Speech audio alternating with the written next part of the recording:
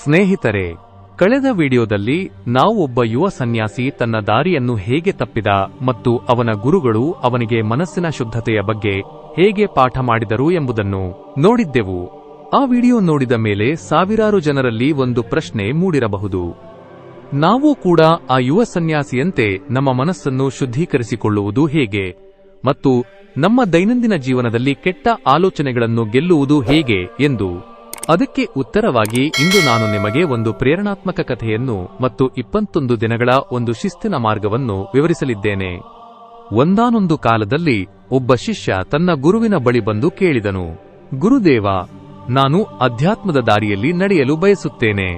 ಆದರೆ ನನ್ನ ಮನಸ್ಸು ಯಾವಾಗಲೂ ಕೆಟ್ಟ ಆಲೋಚನೆಗಳಿಂದ, ಕಾಮದಿಂದ ಮತ್ತು ಅಶ್ಲೀಲ ಚಿತ್ರಣಗಳಿಂದ ತುಂಬಿರುತ್ತದೆ. ಇದನ್ನು ತೊಳೆಯುವುದು ಸಾಧ್ಯವೇ ಎಂದು ಕೇಳಿದ. ಗುರುಗಳು ನಗುತ್ತಾ ಅವನಿಗೆ ಒಂದು ಹಳೆಯ ಕೊಳಕಾದ ಬುಟ್ಟಿಯನ್ನು ಕೊಟ್ಟು ಹೇಳಿದರು, ಈ ಬುಟ್ಟಿಯಲ್ಲಿ ನದಿಯಿಂದ ನೀರು ತಂದು ಕೊಡು ಎಂದು. ಆ ಬುಟ್ಟಿಯಲ್ಲಿ ಸಾವಿರಾರು ರಂಧ್ರಗಳಿದ್ದವು. ಶಿಷ್ಯ ನದಿಗೆ ಹೋಗಿ ನೀರು ತುಂಬಿಸಿ ತರುವಷ್ಟರಲ್ಲಿ ಬುಟ್ಟಿ ಖಾಲಿಯಾಗುತ್ತಿತ್ತು. ಅವನು ನೂರಾರು ಬಾರಿ ಪ್ರಯತ್ನಿಸಿದರೂ ಒಂದು ಹನಿ ನೀರು ತರಲು ಸಾಧ್ಯವಾಗಲಿಲ್ಲ. ಅವನು ನಿರಾಶೆಯಿಂದ ಗುರುವಿನ ಬಳಿ ಬಂದು, ಗುರುಗಳೇ, ಈ ಬುಟ್ಟಿಯಲ್ಲಿ ನೀರು ನಿಲ್ಲಿಸಲು ಸಾಧ್ಯವೇ ಇಲ್ಲ ಎಂದನು. ಗುರುಗಳು ಶಾಂತವಾಗಿ ಹೇಳಿದರು, ಮಗು, ಬುಟ್ಟಿಯಲ್ಲಿ ನೀರು ನಿಲ್ಲದೇ ಇರಬಹುದು. ಆದರೆ ನೂರಾರು ಬಾರಿ ನೀರು ತುಂಬಿಸಿ ತಂದಿದ್ದರಿಂದ ಆ ಕೊಳಕಾದ ಬುಟ್ಟಿ ಈಗ ಎಷ್ಟು ಶುದ್ಧವಾಗಿದೆ ನೋಡು ಎಂದು.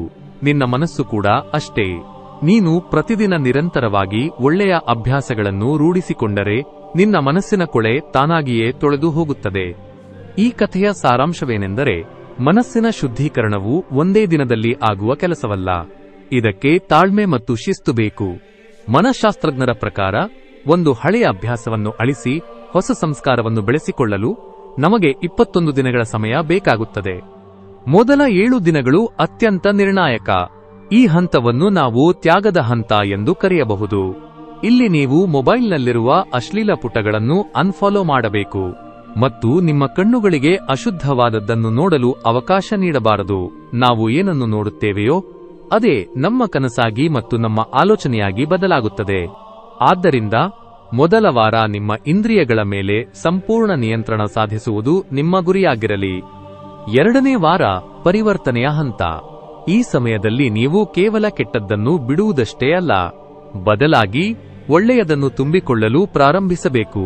ಪ್ರತಿದಿನ ಬೆಳಿಗ್ಗೆ ಬ್ರಾಹ್ಮಿ ಮುಹೂರ್ತದಲ್ಲಿ ಎದ್ದು ಕೇವಲ 10 ನಿಮಿಷಗಳ ಕಾಲ ಶಾಂತವಾಗಿ ಕುಳಿತು ಧ್ಯಾನ ಮಾಡಿ. ನಿಮ್ಮ ಉಸಿರಾಟದ ಮೇಲೆ ಗಮನಹರಿಸಿ.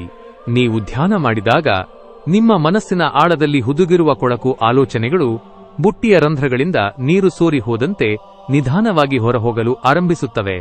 ಈ ಹಂತದಲ್ಲಿ ದೈಹಿಕ ವ್ಯಾಯಾಮ ಕೂಡ ಅಷ್ಟೇ ಮುಖ್ಯ, ಏಕೆಂದರೆ ಶರೀರ ದಣಿದಾಗ ಮನಸ್ಸು ಹೆಚ್ಚು ಶಾಂತವಾಗಿರುತ್ತದೆ. ಕೊನೆಯ 7 ದಿನಗಳು ಸ್ಥಿರತೆಯ ಹಂತ. ಈ ಹೊತ್ತಿಗೆ ನಿಮ್ಮ ಮನಸ್ಸು ಹೊಸ ಶಿಸ್ತಿಗೆ ಒಗ್ಗಿಕೊಂಡಿರುತ್ತದೆ. ಮೊದಲ ವಾರದಲ್ಲಿ ಕಾಡುತ್ತಿದ್ದ ಆತಂಕ ಮತ್ತು ಚಂಚಲತೆ ಈಗ ಕಡಿಮೆಯಾಗಿರುತ್ತದೆ. ನಿಮ್ಮ ಮುಖದಲ್ಲಿ ಒಂದು ಹೊಸ ಕಳೆ, ಕಣ್ಣುಗಳಲ್ಲಿ ತೀಕ್ಷ್ಣತೆ ಮತ್ತು ಮಾತುಗಳಲ್ಲಿ ಸ್ಪಷ್ಟತೆ ಮೂಡುತ್ತದೆ. ಕಾಮದ ಆಲೋಚನೆಗಳು ಬಂದಾಗ ಅವುಗಳನ್ನು ದ್ವೇಷಿಸಬೇಡಿ. ಬದಲಾಗಿ ಅವುಗಳನ್ನು ಕೇವಲ ಒಂದು ಮೋಡದಂತೆ ವೀಕ್ಷಿಸಿ. ಅವು ಬರುತ್ತವೆ ಮತ್ತು ಹೋಗುತ್ತವೆ, ಆದರೆ ನೀವು ನಿಮ್ಮ ಗುರಿಯ ಮೇಲೆ ಸ್ಥಿರವಾಗಿರಿ. ಸ್ನೇಹಿತರೆ, ನೆನಪಿಡಿ, ಸಮುದ್ರದಲ್ಲಿ 1000 ಅಲೆಗಳು ಏಳುತ್ತವೆ, ಆದರೆ ಸಮುದ್ರ ಎಂದಿಗೂ ತನ್ನ ಅಸ್ತಿತ್ವವನ್ನು ಕಳೆದುಕೊಳ್ಳುವುದಿಲ್ಲ.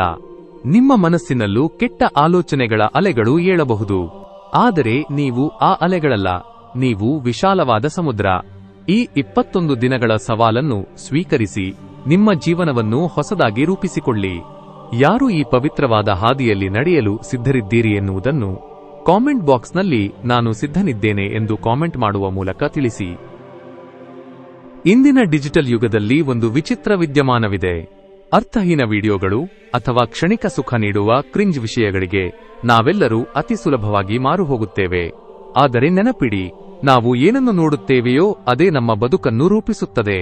ಕಸದ ನಡುವೆ ರತ್ನವನ್ನು ಹುಡುಕುವುದು ಹೇಗೆ ಕಷ್ಟವೋ ಹಾಗೆಯೇ ಸಾವಿರಾರು ಅರ್ಥಹೀನ ವಿಷಯಗಳ ನಡುವೆ ಜೀವನಕ್ಕೆ ಮೌಲ್ಯ ತರುವ ವಿಡಿಯೋಗಳನ್ನು ನೀವು ನೋಡುತ್ತಿದ್ದರೆ ನಿಮ್ಮಲ್ಲಿ ಶ್ರೇಷ್ಠತೆಯನ್ನು ಹಂಬಲಿಸುವ ಮನಸ್ಸಿದೆ ಎಂದರ್ಥ. ಇಂತಹ ಅರ್ಥಪೂರ್ಣ ವಿಷಯಗಳು ನಿಮ್ಮಂತವರಿಗೆ ಮಾತ್ರ ತಲುಪಲು ಸಾಧ್ಯ.